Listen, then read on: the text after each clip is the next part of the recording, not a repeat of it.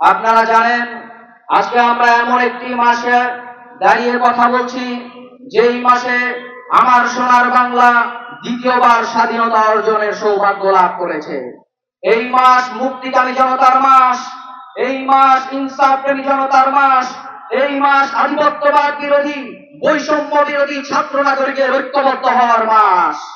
সুতরাং যারা এই মাসকে জুলাই সিরিয়ায় বলে কটাক্ষ করছে তাদেরকে বলতে চাই, আমরা গত 2 বছর আগে তোমাদের মার তোমাদের দলকে সিরিয়ায় বলে দিল্লিতে পাঠিয়ে দিয়েছি। কিন্তু দুঃখের কথা হলো 2 বছর যাওয়ার পরে হাসিনা ঘোষণা দিচ্ছে দেশে আসবে। আমরা বিএনপি সরকারের কাছে প্রশ্ন করতে চাই, গত 17 বছরে পিলখানার ট্র্যাজেডি, শাপলা গণহত্যা, 21-এর মোদী বিরোধী আন্দোলনের গণহত্যা, 24-এর ছাত্র নাগরিক আন্দোলনের গণহত্যার দায়ে শেখ হাসিনাকে কেন দেশে এনে আপনারা বিচার করতে পারেন নাই? এই দায় বিএনপি সরকারের, এই লজ্জা একমাত্র বিএনপি সরকারের। সংগ্রামী ভাইয়েরা আমার, 24-এর ছাত্র নাগরিক অভ্যুত্থানে ছাত্র জনতা শুধুমাত্র শেখ হাসিনাকে দিল্লিতে পাঠায় নাই, বরং শেখ হাসিনার রাষ্ট্র কাঠামোকে বৃদ্ধাঙ্গুলি দেখিয়েছে। আপনাদের কাছে শেখ হাসিনাকে ভালো লাগে না, কিন্তু শেখ হাসিনার রাষ্ট্র কাঠামো ভালো লাগে। আপনারা বলেন, যদি বিএনপি না থাকতো তাহলে জুলাই আন্দোলন সফল হতো না। ছাত্র দলের সবচেয়ে বেশি শহীদ হয়েছে জুলাই আন্দোলনে। আপনারা সংসদে দাঁড়িয়ে বলেন জুলাই আন্দোলনের ট্রফি বিএনপির ঘরে। আপনারা রাজপথে স্লোগান দেন তারেক রহমান জানেন নাকি জুলাই আগস্টের নায়ক আপনি। এত অ্যাচিভমেন্ট বিএনপির থাকলে তাহলে আপনাদের জুলাই সনদ বাস্তবায়ন করতে এত গরিমসি কিসের?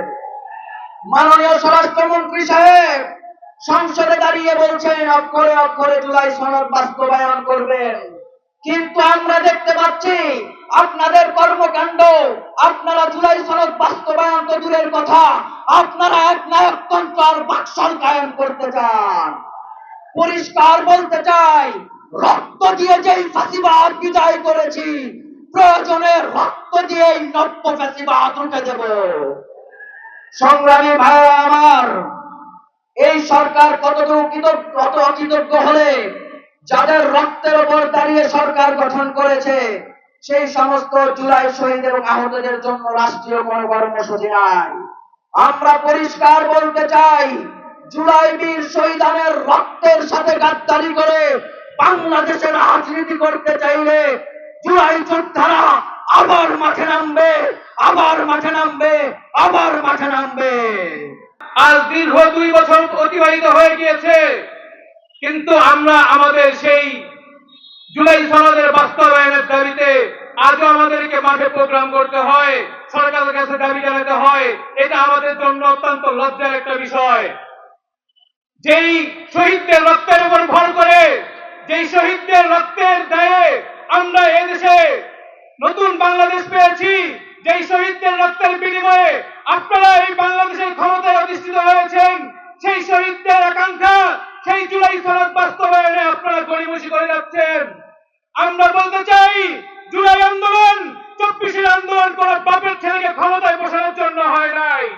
জুলাই আন্দোলন হয়েছে এদেশের ফ্যাসিস্ট যে হাসিনা ছিল, ফ্যাসিস্ট যে স্বৈর শাসক ছিল, সেই শাসনের বিরুদ্ধে, ফ্যাসিস্ট যে সিস্টেম ছিল, সেই সিস্টেমের বিরুদ্ধে জুলাই আন্দোলন ছিল। এদেশের ফ্যাসিস্ট যে সিস্টেম, ফ্যাসিস্ট যে শাসন ব্যবস্থা, ফ্যাসিস্ট যে কালচার, সেই কালচারের বিরুদ্ধে। সুতরাং আপনারা যদি মনে করেন ক্ষমতায় অধিষ্ঠিত হয়েছেন, এর মানে আপনারা পার পেয়ে গেছেন, আর কেউ কিছু বলবে না, আপনারা আপনাদের মনমানি করবেন, তাহলে ভুলে যাবেন, তাহলে মনে করবেন না আমরা যারা ছাত্র জনতা আছি আপনারা চুপ করে বসে থাকবো।